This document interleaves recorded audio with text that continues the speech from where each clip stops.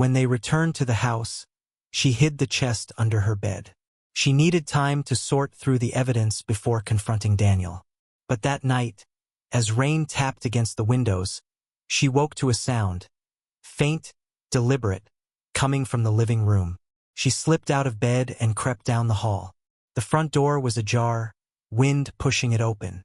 A figure was silhouetted against the darkness outside. Tall, broad-shouldered, unmoving. "Who's there?" she called, her voice sharper than she felt. The figure turned and stepped into the dim light. A man, his face partially shadowed, eyes fixed on her with an intensity that made her skin crawl. Without a word, he glanced past her, toward Liam's room, then bolted into the storm. Evelyn ran after him, but by the time she reached the street, he was gone. Only wet footprints marked where he'd stood. When she returned inside, her blood ran cold.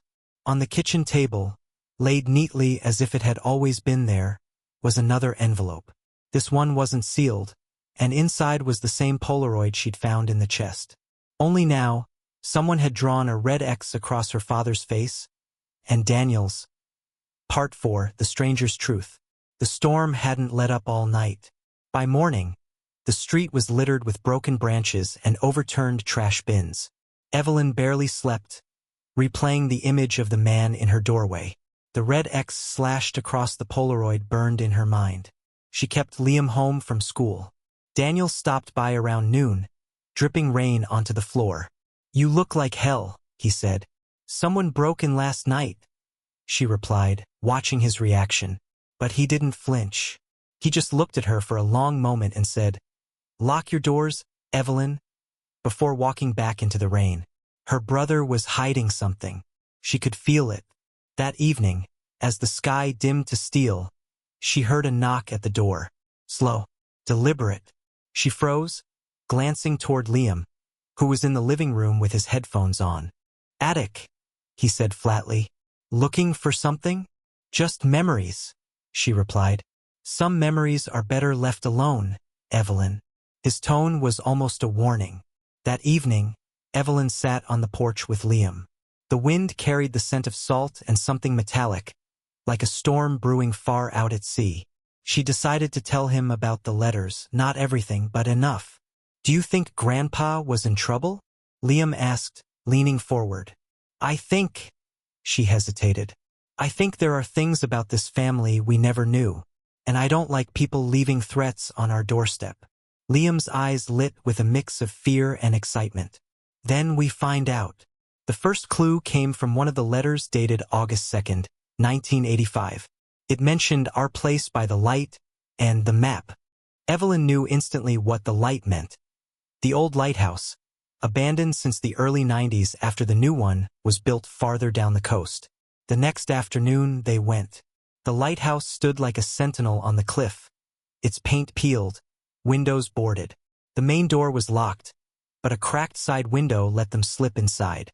Dust coated the floor, but the air felt disturbed, as if someone else had been there recently. They explored the winding staircase, the echo of their footsteps filling the hollow tower. In the small keeper's room, Liam's flashlight beam caught on a warped plank in the wall. It looked newer than the surrounding wood. He pried at it until it gave way, revealing a thin oilcloth bundle. Inside was a folded sheet of paper, yellowed, brittle, covered in symbols and strange notations. A map. It wasn't of the town or even the coastline they knew, but Evelyn recognized part of it. The stretch of water where her father's boat had gone down the summer before she left for college. Liam whispered, "Mom, what if this is about what happened to him?" Before she could answer, a sudden creak echoed from the staircase below. Someone was here. Evelyn grabbed Liam's hand and killed the flashlight. They pressed against the wall, listening. Slow, deliberate footsteps climbed toward them. The shadow of a man stretched up the stairwell. And then, silence. When they finally dared to look, the staircase was empty. But on the top step lay a fresh envelope, sealed with a wax mark in the shape of a willow branch. Back home, Evelyn broke the seal. Inside was a single sentence in the same hand as the earlier note. "Follow the tide and you'll find the truth." She looked at Liam. We're in deeper than I thought. Part 3, Tides of Betrayal. Evelyn spread the brittle map across the kitchen table that night, her fingers tracing the faded ink.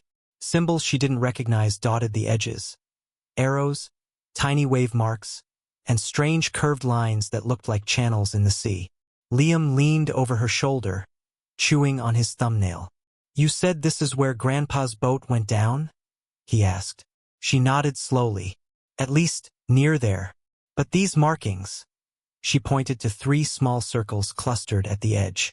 "They're not nautical symbols I've ever seen." Daniel walked in just then, still in his salt-stained jacket from the boat. His gaze landed on the map. "Where'd you get that?" Evelyn's hand instinctively slid over it. "Old stuff from the attic." Daniel stepped closer. "That's not from the attic. And if you're smart, you'll burn it." The cold in his voice made Liam shift uncomfortably. Daniel grabbed a beer from the fridge and left without another word. For the next 2 days, Evelyn studied the map in secret. The phrase from the envelope, "Follow the tide, and you'll find the truth," kept circling in her head. She started checking tide charts, cross-referencing them with the drawn currents on the paper. It was Liam who spotted it first. "Mom, what if those circles are only visible during low tide? Maybe they're rocks or something hidden." It made sense, and there was one way to find out. She opened the door a crack. The man from last night stood there. Same dark jacket, same sharp eyes. Up close, she could see he was younger than she thought, maybe mid-30s, with a rough beard and the kind of face shaped by too many sleepless nights. "You don't know me," he said, rain dripping from his hair. "But you know my father." Evelyn tightened her grip on the door. "Who are you?" "My name's Michael Hart." He hesitated. "My father's name was Samuel Hart. He disappeared in 1985. Last seen with Robert Carter, your father." Evelyn's stomach twisted. "Why are you coming to me?" "Because Daniel won't talk to me. And because—" His eyes dropped to the locket around her neck. "That belonged to my mother once, before she gave it to your father." Michael stepped inside, water pooling on the floor beneath his boots.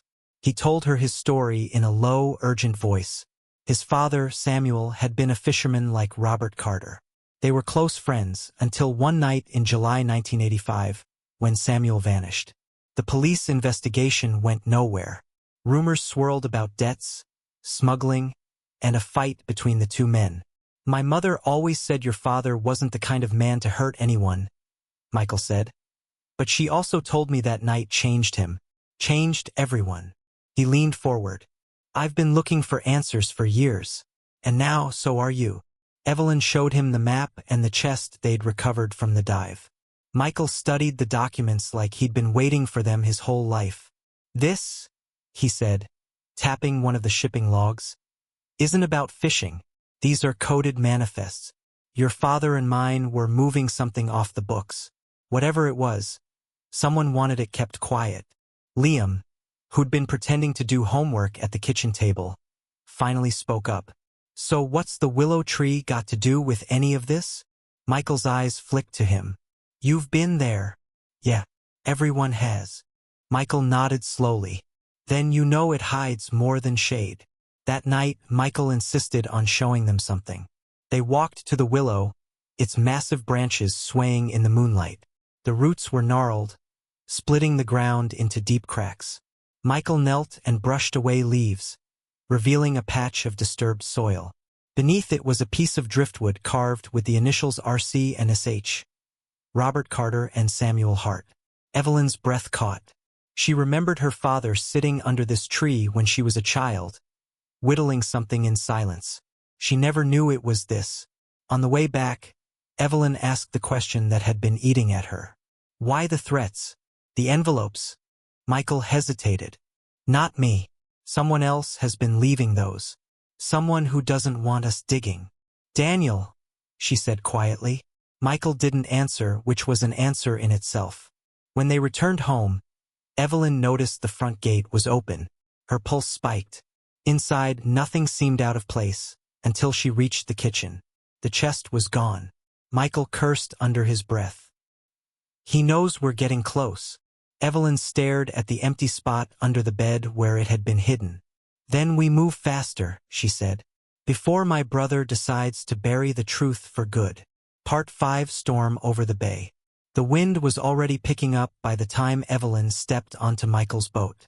Liam clutched his backpack, eyeing the churning waves with a mix of excitement and fear. You're sure about this? Evelyn asked Michael over the growl of the motor. If Daniel took the chest, there's only one place he'd hide it, Michael replied. Greywater Island. He's used it for years to store things he doesn't want found.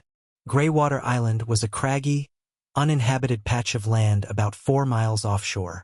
Locals avoided it, not because of superstition but because the currents could turn deadly in bad weather. And right now, the horizon was lined with a wall of black clouds. Part 2 The Letters in the Attic. Morning sunlight spilled weakly through Daniel's kitchen window, but it didn't wash away the unease from the night before. Evelyn sat with a mug of coffee, staring at the blank envelope she'd found under her door. Daniel noticed. You look like you saw a ghost, he said, buttering toast. Evelyn slid the envelope out of sight. Didn't sleep well. His tone suggested he didn't believe her. Liam wandered in, still in his hoodie. Hey, Uncle Daniel, do you know anyone who hangs out by the beach? Kind of tall, dark jacket. Daniel froze mid-bite. His eyes darted to Evelyn before he shrugged. Plenty of people fit that description. The conversation died there, but Evelyn's skin prickled. Daniel knew something. That afternoon, while Daniel was out on his boat, Evelyn decided to look through the attic. The house had belonged to their parents, and she hadn't set foot up there since she was 17. Dust choked the air as she pushed open the creaking hatch and climbed the narrow steps. Stacks of boxes crowded the low space.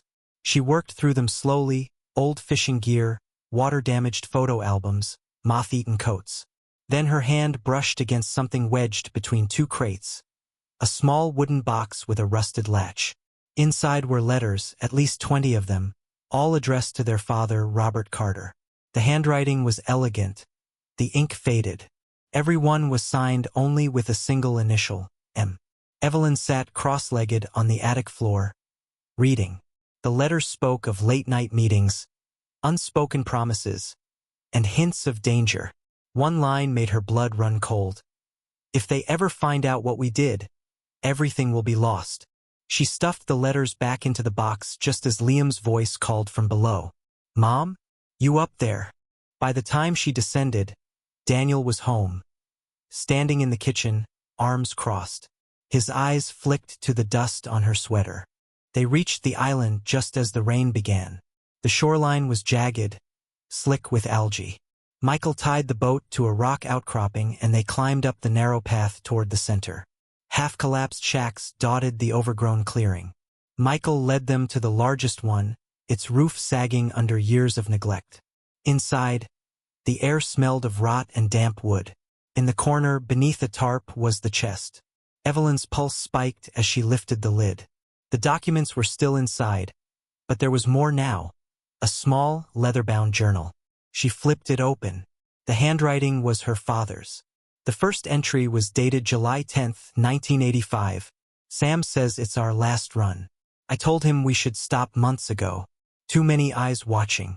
But he insists. God help me, I agreed. The last entry was dated July 14, 1985. It wasn't supposed to happen this way. He fell. Couldn't. The ink trailed off, smeared by what looked like water damage. Before Evelyn could read further, a crash of thunder shook the shack. Michael looked out the window and swore. The sea had turned violent, waves slamming against the rocks. We're not getting back tonight, he said.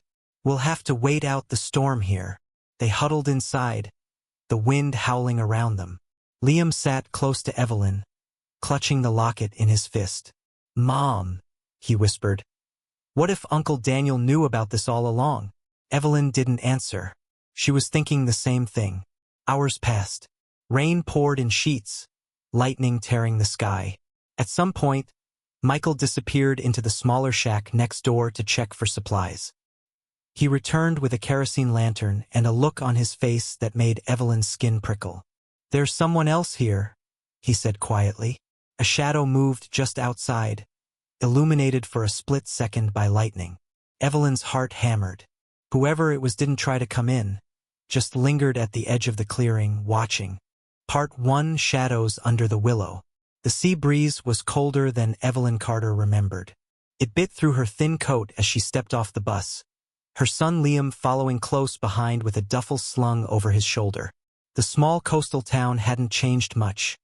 Same narrow streets, same worn docks stretching into the restless water. And above the shoreline, the same willow tree stood bent with age, its branches swaying like fingers trying to pull secrets from the waves. 10 years. 10 years since she had last walked these streets. 10 years since she'd sworn she would never return. Liam glanced around, skeptical. This is it? You grew up here. Evelyn forced a smile. It's not much, but it's home. The word tasted strange on her tongue. Her brother's house was only a few blocks from the bus stop. The paint was peeling, the porch boards sagged, but the lights were on. She hesitated at the bottom of the steps before knocking. The door opened, and there he was, Daniel Carter. He was broader now, his dark hair streaked with silver, but his eyes were the same, sharp, assessing, carrying years of unspoken resentment. Evelyn, he said flatly, as though her name was an intrusion. His gaze shifted to Liam. And this must be your boy. Liam offered a polite hi. Daniel didn't return it. They stood in silence for a beat before Daniel stepped aside. Come in, I guess. Inside, the house smelled of coffee and old wood. Evelyn noticed framed photos on the wall. Daniel with his fishing crew, Daniel at town events, but none of their parents and certainly none of her. She tried not to let it sting. Over dinner, the question started. So, why now? Daniel asked, cutting his meat. Evelyn kept her tone casual. Things changed. I thought Liam should know where his family comes from. Daniel's eyes narrowed. That's it. That's it. They reached out to an old friend of Evelyn's from high school, Nick Harper, now a local diving instructor. Nick was surprised to see her, but when she showed him the map, his curiosity outweighed his questions. That spot's tricky, Nick said, pointing to the location. Strong currents, sharp rocks. But if you want to check it out, I can get us there. Weather's good tomorrow. The next morning, the sea was a deep, restless blue. Evelyn, Liam, and Nick took a small boat out beyond the bay, the coastline shrinking behind them. When they reached the coordinates, Nick geared up and dropped into the water first. Evelyn followed, the cold biting into her through the wetsuit. The underwater world was ghostly, shafts of sunlight slicing through the green depths, fish darting away in flashes of silver. Evelyn's heart pounded as they swam toward the rocky outcrop marked on the map. Nick was the first to spot it. A small crevice at the base of the rocks, just big enough to squeeze through. Inside, wedged between stones, was a metal chest no bigger than a shoebox, its surface encrusted with barnacles. They wrestled it free and brought it to the surface, gasping for air. Back on the boat, Evelyn pried the chest open with a screwdriver. Inside, wrapped in oilcloth, were stacks of documents, shipping logs, photographs, and what looked like legal contracts. At the very bottom was a faded newspaper clipping. Local man missing. Last seen with Robert Carter. Her father's name stared up at her like an accusation. But the strangest thing was a single Polaroid photograph. Daniel, maybe in his early 20s, standing on the dock with a man Evelyn didn't recognize. The date on the bottom corner was July 14, 1985, the same as on her mother's locket. Evelyn felt her stomach drop. They both knew it wasn't. Later, after Liam went to bed in the guest room, Evelyn sat in the kitchen alone, tracing the grain of the table with her finger. She could feel Daniel's distrust in every glance he'd given her that evening. But it wasn't just him. Outside these walls, she could already imagine the whispers. She's back. After everything. The next morning, the envelope appeared. No stamp. No address. Just her name written in a hand she didn't recognize. Inside was a single sheet of paper with 4 words. You can't escape this. Her breath caught. She scanned the street from the window, empty. No one lingering. Still, the hairs on her neck rose. She didn't mention it to Daniel. That afternoon, Liam went exploring while Evelyn unpacked. He returned an hour later, pale and jittery, clutching something in his fist. "I met someone," he said, her heart stilled. "What do you mean?" "A man. Down by the beach. He knew my name, Mom." And then he walked away. Evelyn's stomach twisted. "What's in your hand?" Liam slowly opened his palm to reveal a tarnished silver locket. Inside was a faded photo of a woman, Evelyn's mother, and on the opposite side, a date scratched into the metal. July 14th, 1985. Evelyn's knees felt weak. That locket had been buried with her mother. That night, she dreamed of the willow tree. Its roots stretched deep into the dark soil, pulling up something that shimmered in the moonlight. She woke before she could see what it was. In the quiet house, she heard the faint rustle of paper. Stepping into the hallway, she saw another envelope, this time slipped under her bedroom door. It was blank inside, but the paper smelled faintly of salt and smoke. The stranger finally stepped forward, pulling back his hood. Evelyn's breath caught. It was Jonas Mercer, an old family friend who'd been like an uncle to her and Daniel growing up. She hadn't seen him since she left town. "You shouldn't be here," Jonas said, his voice shaking. "Daniel won't forgive you if you keep digging." "You know what happened to Samuel Hart," Evelyn said, stepping toward him. Jonas's eyes glistened. "I know more than you'll ever want to." The storm roared, but Jonas kept talking. He told them that Robert Carter and Samuel Hart had been smuggling artifacts. Not drugs, not weapons, but rare historical relics stolen from shipwrecks. The July 14th run had gone wrong. Samuel had fallen overboard during an argument. Robert had tried to save him, but the currents dragged him under. Daniel, only 20 at the time, had seen it all. But instead of helping his father clear his name, he'd used the accident to manipulate him, forcing Robert to take the blame for unrelated debts Daniel owed dangerous people. Jonas's voice cracked. "Your father carried that guilt until the day he died.